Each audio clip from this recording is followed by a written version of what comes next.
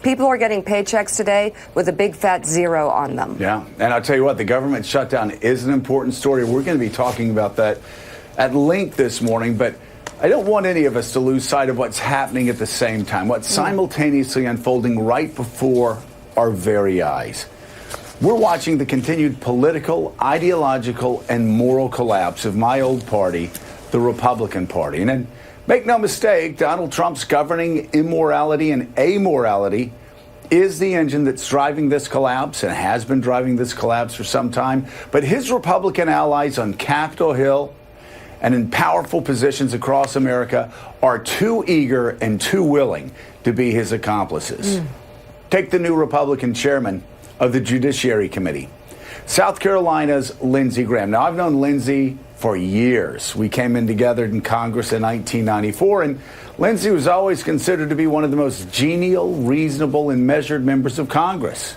As a presidential candidate in 2016, he routinely warned us of the moral rot that the election of Donald Trump as the party's nominee would bring to the Republican Party. And he said that that unhinged Manhattan developer would destroy the GOP if he were elected.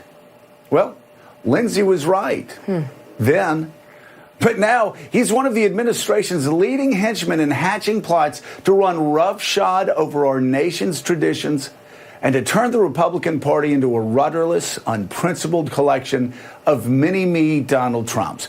Can you believe that Lindsey Graham, a guy who, along with me, throughout the 1990s, championed the power of checks and balances, then, of course, then against Bill Clinton.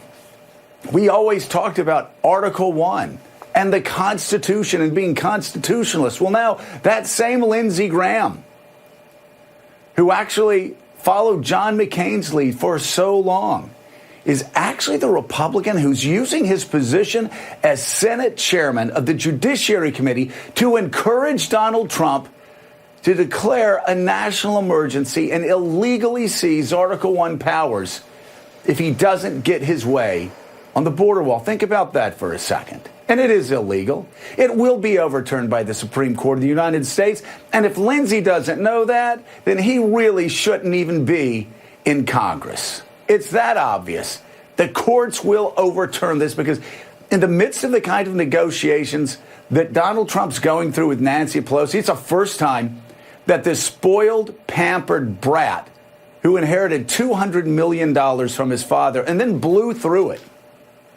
That brat has now grown up to be president of the United States, and in his 72, 73, I don't know how old he is. How old is he, 73? I'll tell you, yesterday, whoo. But anyway, this is the first time anybody has ever stood up to him. Yeah. And you know what that's called?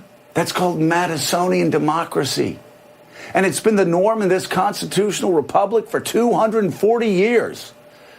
And that's just been a balance between two co-equal branches of government. But Lindsey says it's not going Donald's way. So let's just declare a national emergency. We can rob money. My God. Of course, from people that are suffering in Puerto Rico. We can rob money from people who are suffering in California.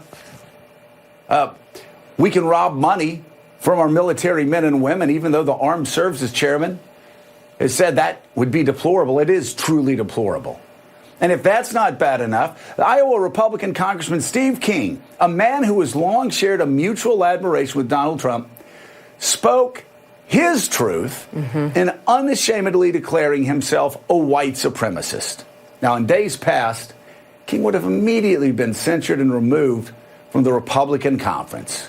But in Donald Trump's GOP, they're just pro forma press releases and tweets of rebuke, because in reality, all King is doing is mirroring the president's views after that deadly march in Charlottesville.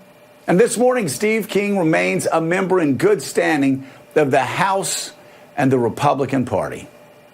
You know, I could go on, but you know, yes, we only have 3 hours every morning.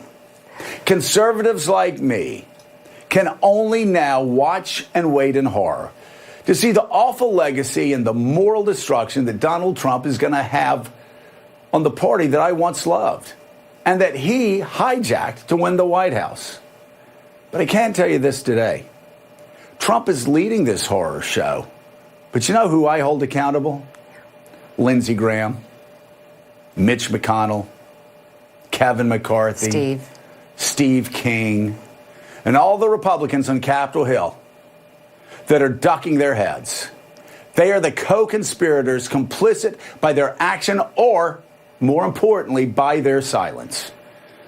The party of Lincoln and the party of Reagan, they're suffering through a massive moral collapse. It is sad and it is dangerous for this country. And I believe it is the beginning of the end of my old party. Willie. Joe, well said. And I think there are